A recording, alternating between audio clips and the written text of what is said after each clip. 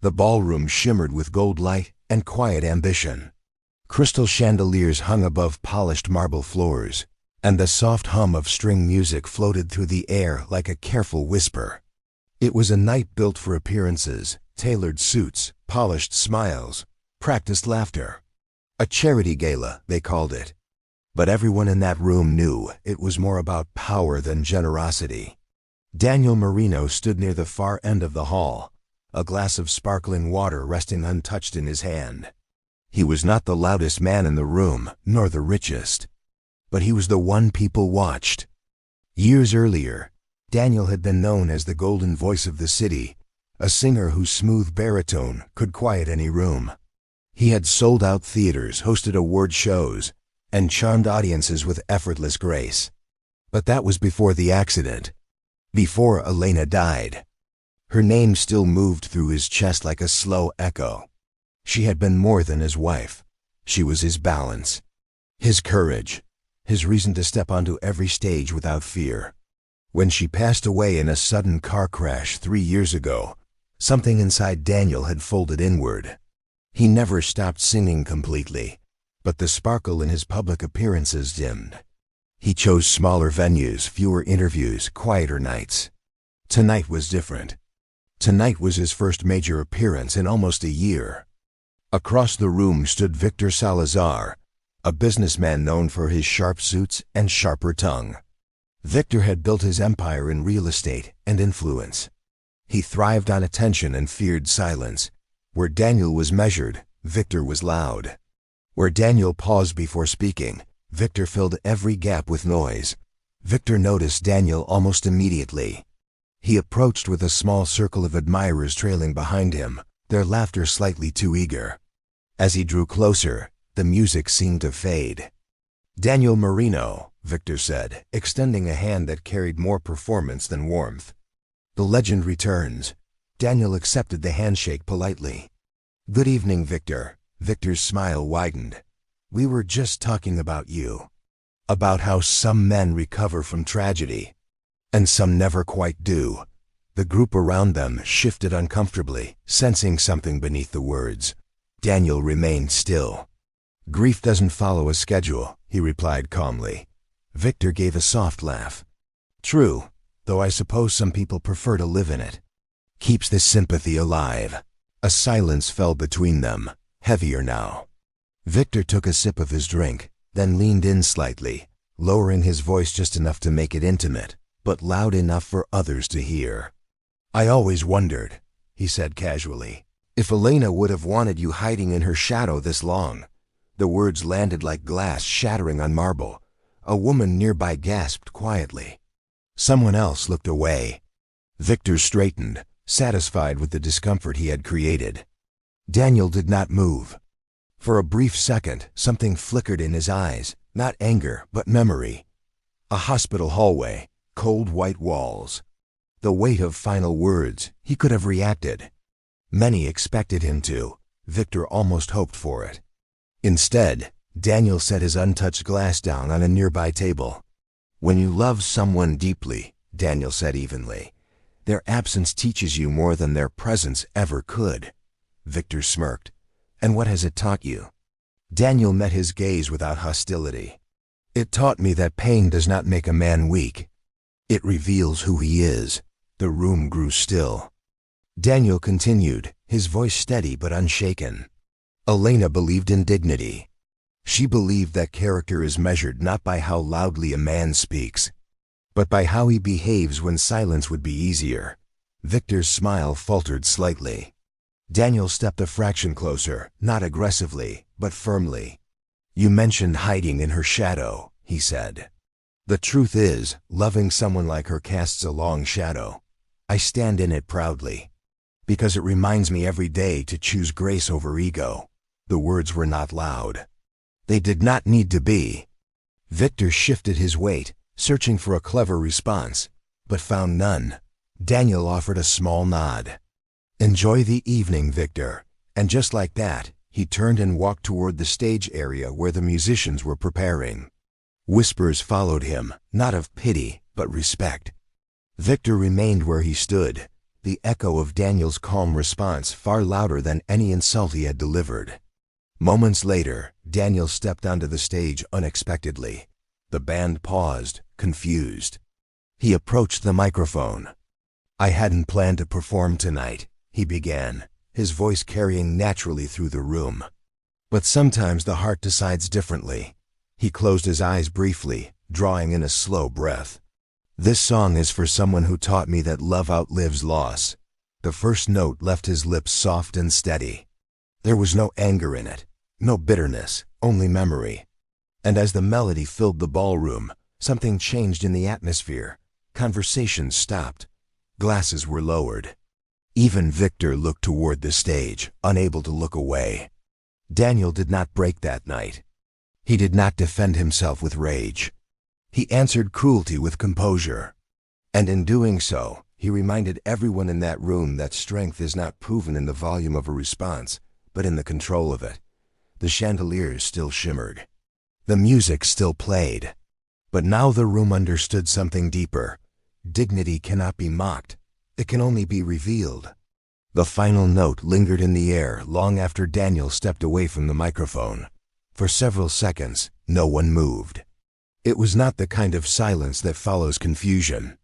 It was the kind that follows truth. Then the applause began. It started softly, almost respectfully, before growing into something fuller. Not wild, not exaggerated, just sincere. Daniel gave a small nod of gratitude and returned backstage without waiting for praise. Behind the curtain, the noise of the ballroom became distant again. The warm stage lights cooled against his skin. He exhaled slowly, his hand resting against the wall for a brief moment. He had not planned to sing that night. He had planned to attend, smile politely, shake hands and leave quietly. But when Victor spoke Elena's name with that careless tone, something inside him had shifted. Not anger, not revenge, resolve. A stage assistant approached carefully. "Mr. Marino." "That was beautiful." "Thank you," Daniel replied gently. He walked toward the private lounge area reserved for keynote guests. The hallway lights were dimmer here, the air calmer. For a moment, he allowed himself to feel the weight he had kept steady in public. Elena had loved charity galas. She believed in showing up, in using influence for something beyond applause. Daniel remembered how she would squeeze his hand before events like this and whisper, "Sing like someone needs it." Tonight, someone had. As he entered the lounge, a few board members of the charity stood to greet him. Their expressions were different now, warmer, more respectful. "That performance may have just doubled tonight's donations," one of them said with a smile. Daniel nodded modestly. "I'm glad if it helps." Across the main hall, Victor remained near the bar. The earlier confidence in his posture had shifted into something tighter. He forced casual laughter with a small group around him, but their attention kept drifting toward the stage area. He had expected outrage. He had expected Daniel to lose control. Instead, Daniel had turned humiliation into honor. Victor set his glass down harder than intended. The sound drew brief glances. A young journalist named Claire, who had witnessed the exchange earlier, approached cautiously. "Mr. Salazar, may I ask about what happened?" Victor's jaw tightened slightly. "Nothing happened. I heard the comment," she said carefully. "And I heard his response." Victor gave a dismissive smile. People are too sensitive these days. But even as he said it, he knew the room no longer agreed with him. Back in the lounge, Daniel sat alone for a moment, looking at a framed photograph displayed on the wall. Past events, past donors, past smiles. He saw himself in one of them, years younger, Elena by his side, her eyes bright. He did not feel broken. He felt steady. A quiet knock interrupted his thoughts. Claire stepped inside. "Mr. Marino, I hope I'm not intruding." "Not at all," Daniel said. "I wanted to say, what you did out there mattered." Daniel offered a small reflective smile. "I didn't do anything extraordinary. You chose restraint," she replied. "That's rare," he considered her words. "When someone speaks from cruelty," Daniel said calmly, They're usually fighting something within themselves. Reacting only feeds it. Claire hesitated before asking, "Was it difficult, hearing her name like that?" Daniel's gaze softened, but it did not waver. Grief doesn't disappear, you just learn to carry it differently. Alina's memory isn't fragile. It doesn't break because someone disrespects it. The simplicity of that statement stayed with her. In the ballroom, the event resumed its rhythm. Conversations restarted, deals continued, but an invisible shift had taken place. People no longer discussed Daniel's absence from the spotlight. They discussed his strength. Victor, meanwhile, felt the unfamiliar sting of isolation, not because he had been confronted aggressively, but because he had not been confronted at all. Daniel re-entered the ballroom later, composed as before. Several guests approached him, not to gossip, not to dramatize, but to thank him. Some spoke about loss, others about dignity. A few simply shook his hand. Victor watched from a distance. For the first time that evening, he looked uncertain. Daniel never looked his way. And somehow, that silence carried more power than any reply could have. The gala ended hours later, but the conversation it sparked would travel far beyond that ballroom. Because that night was not about an insult. It was about a man who refused to let pain be weaponized. And in choosing composure over conflict, Daniel did something far greater than defend himself. He led. By morning, the gala was no longer just an event. It had become a story. Clips of Daniel's performance circulated quietly online. Short recordings captured the stillness in the room, the steadiness in his voice, the way the audience seemed to lean forward as he sang. But what spread even faster was the account of what happened before the song. Not exaggerated, not scandalous, just honest. Headlines did not attack Victor directly. They didn't need to. They focused instead on composure under pressure, on dignity in the face of provocation. One article read, "When grace speaks louder than pride." Another described it as a masterclass in restraint. Daniel woke to several missed calls from his manager, Aaron. "You've seen the news?" Aaron asked as soon as Daniel answered. "I don't follow it closely," Daniel replied. "Well, you might want to this time. People are responding. Not just fans, sponsors, event organizers. They want you back on bigger stages." Daniel sat at his kitchen table, sunlight spilling across the surface. Elena used to insist on keeping the curtains open. "Let the morning in," she would say. He traced the rim of his coffee mug thoughtfully. "I didn't do it for attention." "I know," Aaron said. "That's why it matters." Across the city, Victor Salazar faced a different kind of morning. His office, usually filled with sharp movement and constant phone calls, felt tense. 2 board members had already requested meetings. A partner expressed concern about public perception. Investors disliked controversy unless it generated profit. Victor scrolled through his phone, jaw tightening with every article that mentioned Daniel's name. He replayed the moment in his head. He had meant it as a clever jab, a test of weakness. Instead, revealed his own. One of his senior advisors, Martin, stepped into the office without waiting for permission. "We need to address this." "There's nothing to address," Victor snapped. Martin remained steady. "Respectfully, there is. The community sees you differently this morning." Victor leaned back in his chair, staring at the ceiling. He had built his reputation on dominance, on always having the final word, but Daniel hadn't argued. He hadn't retaliated. He had simply stood firm. And that, somehow, was more unsettling. Meanwhile, Daniel agreed to a small radio interview later that week. Not to defend himself, but to discuss the charity's cause. The host inevitably asked about the incident. Daniel answered without bitterness. "Loss is something many people carry quietly," he said on air. "If my response encouraged even one person to handle pain with dignity, then the moment served the purpose." There was no accusation in his tone. No blame, listeners noticed. Messages began arriving at Daniel's office. Letters from widowers, from daughters who had lost mothers, from men who admitted they had once responded to grief with anger and regret. One message read, "You showed me that strength doesn't shout." Daniel read that line twice. That evening, he visited Elena's grave for the first time in months. He brought White Lily, her favorite. The cemetery was quiet, touched by late afternoon light. He stood there without speaking at first. "I didn't defend you with anger," he said softly. "I hope you'd be proud of that." A gentle breeze moved through the trees. For the first time since her passing, Daniel did not feel like he was protecting her memory from the world. He felt like he was honoring it by how he lived. Back in his office, Victor faced mounting pressure. A scheduled press appearance loomed. Advisors suggested a public statement, perhaps even an apology. Victor resisted the idea. Yet something unsettled him more than the headlines. It was the absence of retaliation.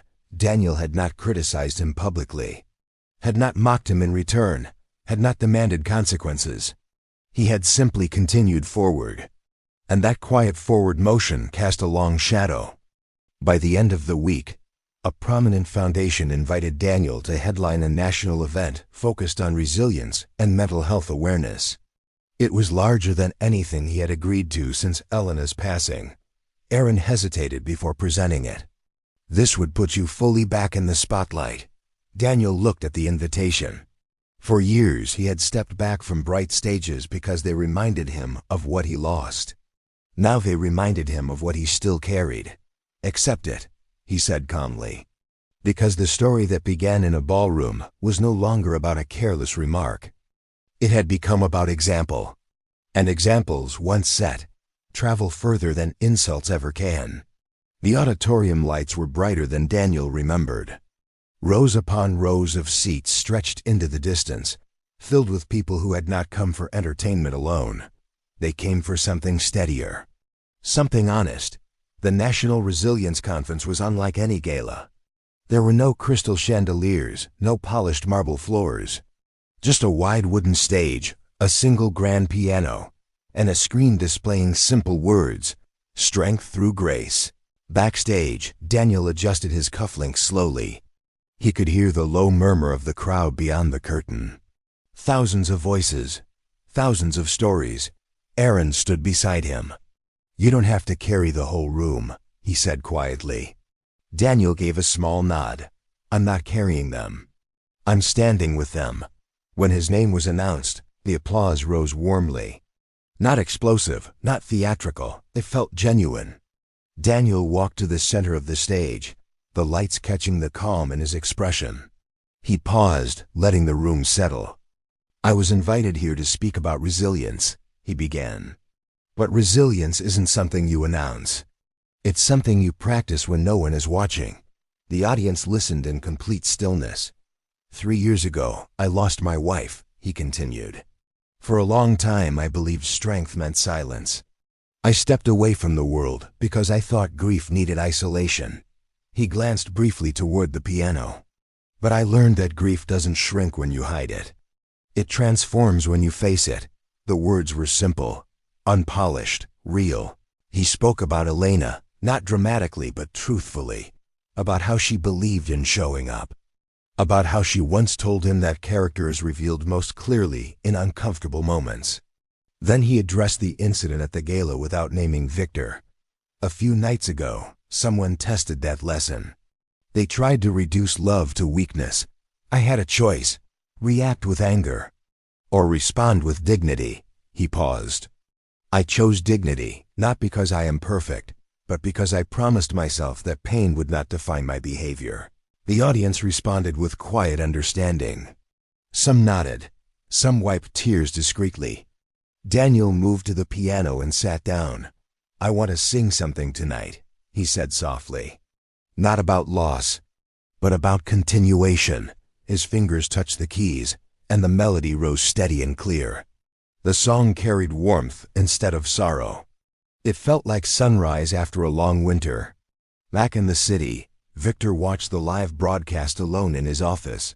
He had intended to ignore it, but curiosity, or perhaps something deeper, made him turn it on.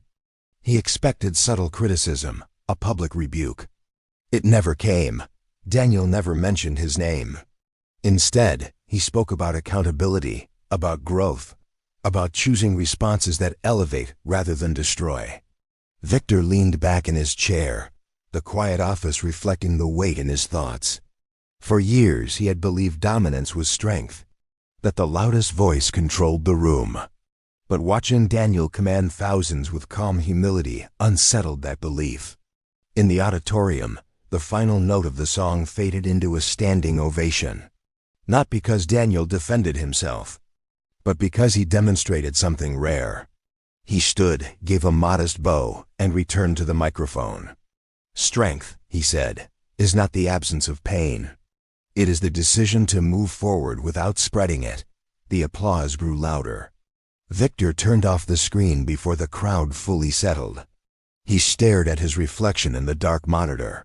For the first time in years, he questioned his own reflection. Later that evening, Daniel stepped outside the auditorium alone. The night air was cool, steady. Reporters waited at a respectful distance, but he requested no interviews. He looked up at the sky briefly, not with sadness, with gratitude. Because the stage no longer felt like a place of memory alone. It felt like purpose. The insult that once tried to diminish him had done the opposite. It had clarified who he wanted to be. And in choosing grace publicly, Daniel discovered something private and powerful. He was not living in Elena's shadow. He was living in the light she helped him build.